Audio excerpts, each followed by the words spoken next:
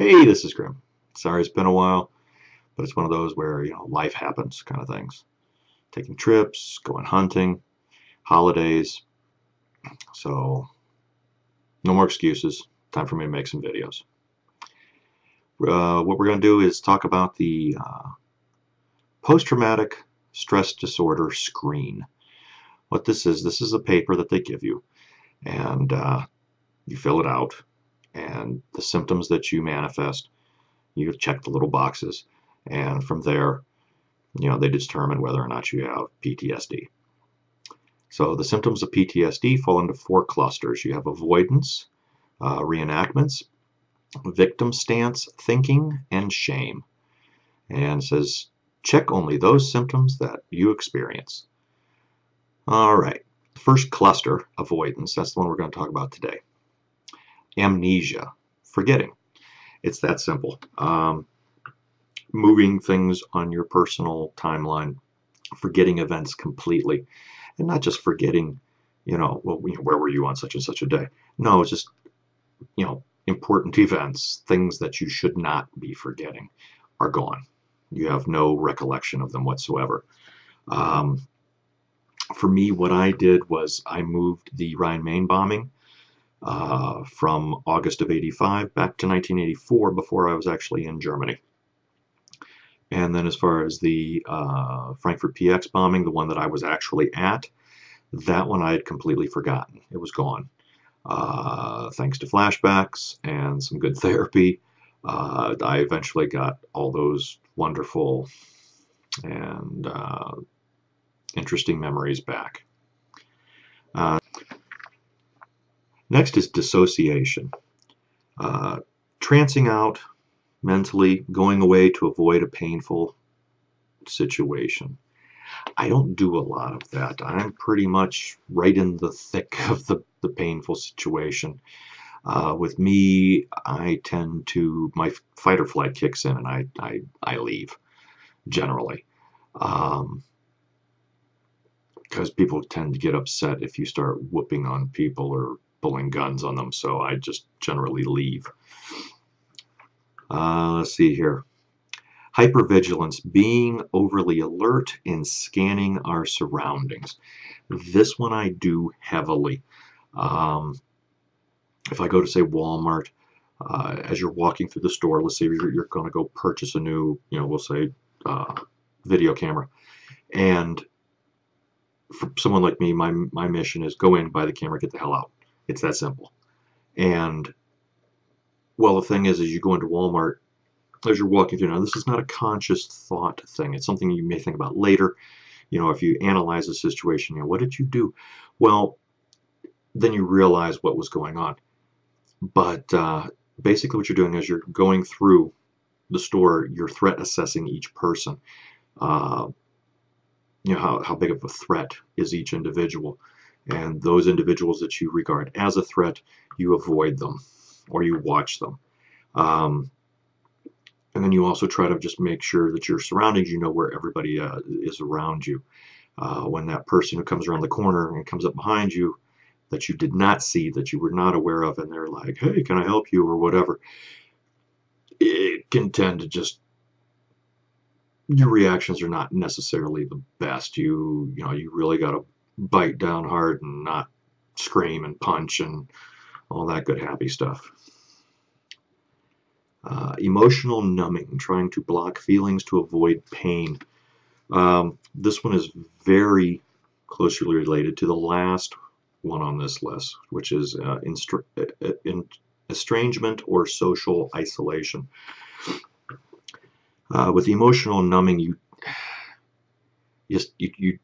don't try to invest any emotion in anything. By not feeling for people, a group of people, whatever, you avoid guilt, shame, fear, sadness, whatever. I mean, we're all, those in my boat are already emotional basket cases. We don't need to be adding extra baggage.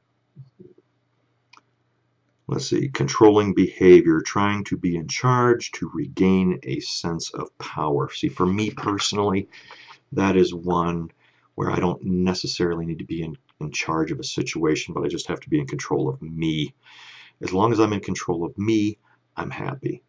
That's why I don't drink. That's why I don't do drugs, because as soon as I, lose control of me, then I go into a panic.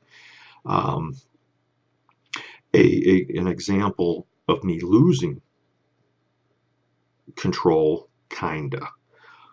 Just recently, I was at a store. This was right before Christmas, and a young girl was in the store, and she was singing Christmas carols, and she was fine, and she was just dancing. This is the local corner store, and we live in a very small town, so everybody knows everybody. And she's just having a good time. Well, she was just being, joyous, being a happy kid, and trying to share the joy of the holidays.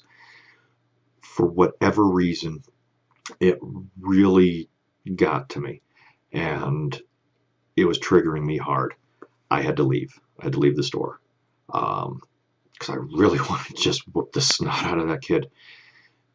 But she wasn't doing anything wrong. It's one of those where the rational mind says there's nothing wrong here. Why are you acting this way? But something deeper inside it, made me leave the store. I'm guessing it triggered something from my past. Don't know. Didn't like it. And probably why I don't hang around kids too much. Something about this kid really just triggered something deep, and I had to go. And it was full on fight or flight, and I was just tweaking hard. Not a happy moment. The last one, which is estrangement or social isolation. Those of us in the PTSD boat know a lot about the isolation. We don't go out much. We, like, I'll just speak up for myself. I don't go out. I don't go to bars. I don't hang out with friends. I really don't have too many friends here in Montana. That's by design. That also goes with the emotional numbing. See, those two kind of go hand in hand. As long as I don't attach myself to other people, then they can't hurt me emotionally. The biggest thing that I found for me is disappointment in others. That's the one that really bothers me the most. When I feel disappointment with someone, it really just tears me up inside, and I just, it's one of those you just want to shake somebody and go, I'm really disappointed in you. Why did you do this? And I don't like feeling that way because it ties very close to anger, and I don't like to get angry. And so yeah, with the isolation, for me, this started back in 1992, where as I quit drinking, the less I drank, and I wasn't doing drugs at that point, the less I drank, the more isolated I became. And eventually got to the point where for about the past 6 years, or for 6 years prior to me moving out here, I didn't go out. I didn't do anything. I didn't hang with anybody. My social interaction was through video gaming. That was it. I'm actually a little more social out here, but not much. I really just don't like going out and hanging with people. So that's the first one, avoidance. That's the next. That's our first stop on this PTSD screen. Our next stop will be reenactments, and we'll go through that one on the next video. So hopefully this helps somebody. Maybe it'll explain something to somebody. If you have any questions, comments, leave them down below. I will talk to you soon.